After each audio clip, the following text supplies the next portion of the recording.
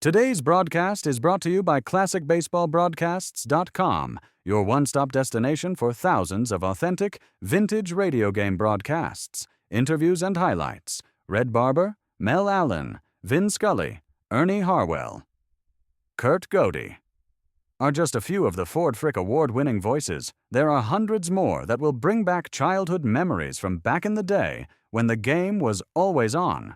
From the crack of the bat to the roar of the crowd, relive the moments that made Baseball America's favorite pastime.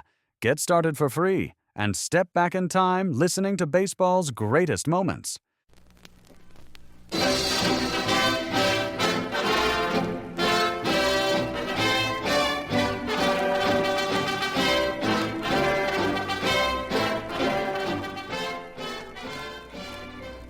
It's time for yours truly, Jimmy Powers, with another Grantland Rice story.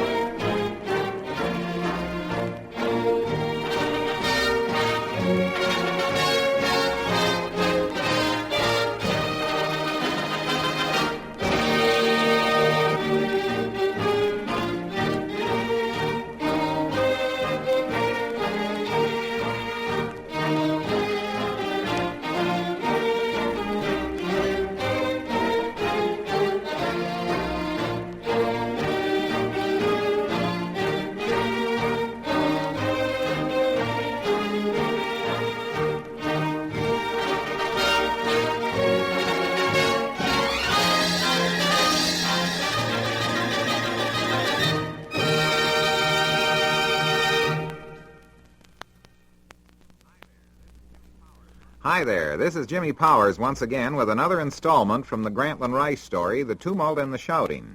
And following the same pattern as I have in preceding programs, I will continue the story in first person.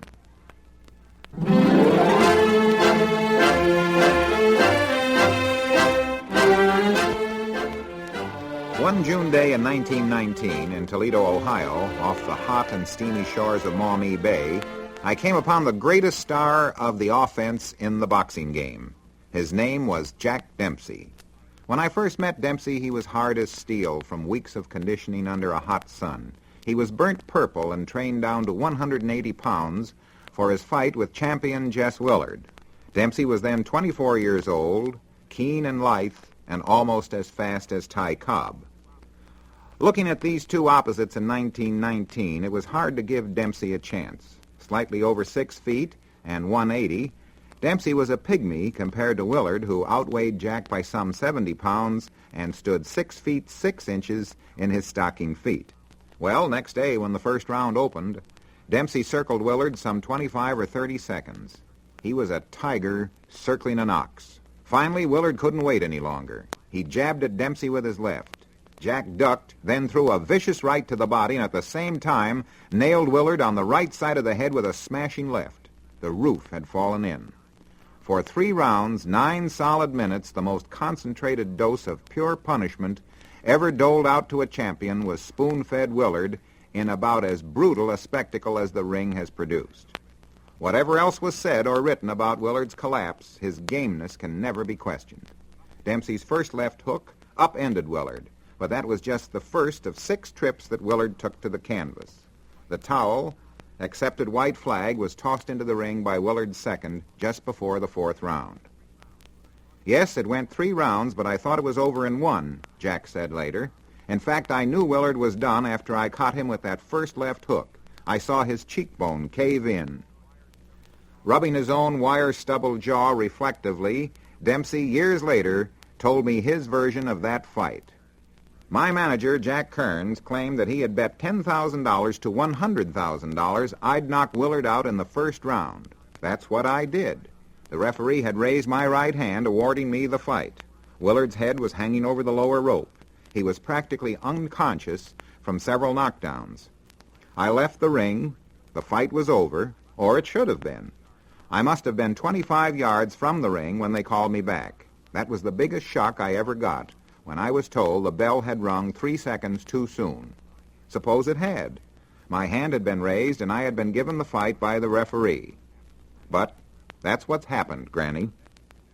The next stop on Dempsey's hit parade was George Carpentier, and it was a shrewd piece of maneuvering by promoter Tex Rickard.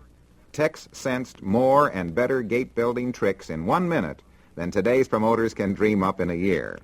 Carpentier, with a gaudy but superficial war record, had been an airplane mechanic for the French. He had hung up a fast knockout streak in France and England at the war's end and returned to Paris in one piece, but hungry.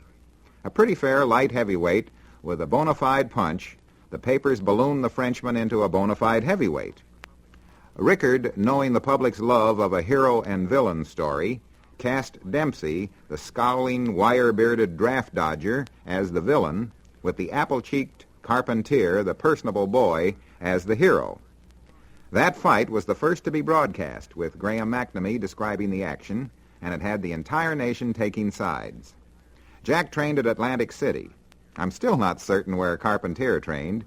He was never on exhibition to the press, never on a scale. In fact, about the only time we'd see him was on a rubbing table or sauntering into a restaurant. The culmination of Carpentier's mental and physical preparedness was seen near his dressing room just before the fight at Boyle's 30 Acres in Jersey. Not by me, but by my wife and Sophie Treadwell McGeehan, a keen reporter. Sophie had been assigned by her New York paper to cover the carriage trade angle. During the final preliminary bout, it started to rain. The girls spotted a little exit and headed for it. They wound up in a small room sitting on a rubbing table when a cop entered and asked them where they thought they were. Informing the law that they were out of the rain, the cop replied, "Well, you've got to leave. You're in the Frenchman's dressing room." At that moment, down the corridor came Carpentier. According to the girls, he looked like a man walking the last mile. And behind him, dwarfing his retinue of cops, came Dempsey, wearing trunks and a heavy red sweater. Big. Today's broadcast is brought to you by ClassicBaseballBroadcasts.com, your one-stop destination for thousands of authentic, vintage radio game broadcasts, interviews and highlights. Red Barber, Mel Allen, Vin Scully, Ernie Harwell, Kurt Godey are just a few of the Ford Frick award-winning voices. There are hundreds more that will bring back childhood memories from back in the day when the game was always on. From the crack of the bat to the roar of the crowd, relive the moments that made Baseball America's favorite pastime. Get started for free and step back in time listening to baseball's greatest moments. Tough, unshaven, and bristling. Sophie McGeehan, after glancing at the white-as-a-sheet Carpentier and then at Dempsey, turned to Kit and said, "That poor French boy, why, he'll be murdered." Returning to their seats, they waited for the Angel of Doom to claim Carpentier. It was all over in 4 rounds, but had Dempsey wanted to put the slug on Carpentier, who injured his hand on Dempsey's steel jaw, I think he could have nailed him in the very first round. I recall another visitor who came to America to strike it rich against Dempsey, Louis Firpo. My first glimpse of the South American was 2 weeks before the fight at his camp in Atlantic City. When I arrived early that morning, Firpo was tackling a light breakfast, a huge steak smothered with lamb chops. After finishing, he walked over to a couch and lay there like a python who had just swallowed a calf. He seemed dopey and indolent. I compared his camp to Dempsey's at Saratoga. There, the order of the day was mayhem, with the massive George Godfrey as Jack's #1 sparring partner at $1,500 per week. Firpo had a couple of 2-bit sparring partners whom he belabored at will. He sure didn't spend much on that camp, except on food. It made me wonder at the fight that was about to be perpetrated on the unsuspecting public. $50 ringside seats were being gobbled up for $100 each. The night of the fight, September the 14th, 1923, it was drizzly and miserable. We looked around the polo grounds. We were the hub of an oval of 90,000 fans, with another 25,000 clamoring to get into the park, its gates slammed hours before. At ringside, my typewriter was next to a very fine sports writer's, Jack Lawrence. During the final prelim bout, we were discussing the main. "They're 2 big guys," said Lawrence. "If somebody goes through the ropes, I hope it's Dempsey. He's lighter." Well, for the record, Lawrence got his wish. It was Dempsey who came hurtling through the ropes in that madhouse first round. He landed back first on top of Lawrence, who had put up his hands to protect himself. But nobody, including Lawrence, had to help Dempsey back through those ropes. He was all for helping himself, but fast. Never again will civilization witness 4 minutes of such savagery as that which erupted that night from 2 grown men wearing boxing gloves. It was Dempsey, the snarling, glint-eyed tiger, colliding with Firpo, the red-eyed bull of the Pampas. From the opening bell, the rule book, better known as the Marquis of Queensberry, was tossed into the ash can. And when a brawling, spitting, snarling Dempsey was bowled through the ropes by the club that Firpo masqueraded as the right arm of a human, 90,000 souls were electrified into a raving bedlam. Yes, Dempsey came back under his own power and managed to hold on to Firpo for dear life as the round wore itself out. In the second round, Dempsey, his head clear and his mind as purposeful as a mongoose circling a rock python, rushed in and landed, but not on Firpo's big button. He ducked nicely when the Argentine giant swung his club again. He ducked it a couple of times, as any champion should. Then, when the opening came, when Firpo was starting one more sledgehammer right, Dempsey beat him to it with a short, power-ridden left clip right on the point of the chin. Firpo dropped like a bull in a slaughter pen, rolled over on his back, writhed in pain, blood flowing from his mouth. Though his massive muscles tried to raise him as the seconds were counted off, the power was gone. Having been down 6 times, Firpo finally was out in 57 seconds of the second round. Dempsey never cared to talk about that fight at any length. To him, it was his closest call. Rickard asked me to carry Firpo for 4 or 5 rounds to give the customers a run for their money, Jack said. I refused. I told Tex that Firpo was too strong and hit too hard to play with. I told Rickard I'd put Firpo away in the first round if I could. You know, Granny, before the fight you told me that Bill Brennan said Firpo would throw rocks at me, that he had a rubber arm, and that he'd sock me from a good way off. Well, in the first round I got in a little too close, and Firpo's first shot, a full right, caught me smack on the chin. I almost went down, but kept punching. I was dazed. You wrote, and others did the same, that I hit him when he was just getting up. At that time, I wasn't fighting for any championship or any $1 million. I was fighting to keep from being killed. I would have hit him any place I found him. The wallop that sent me through the ropes was a half punch and half shove.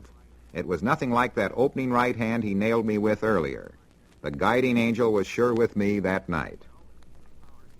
Well, this is Jimmy Powers, transcribed. Next time we'll tell you about the 2 Dempsey-Tunney fights, and be there at the historic long count. Until then, hasta la vista.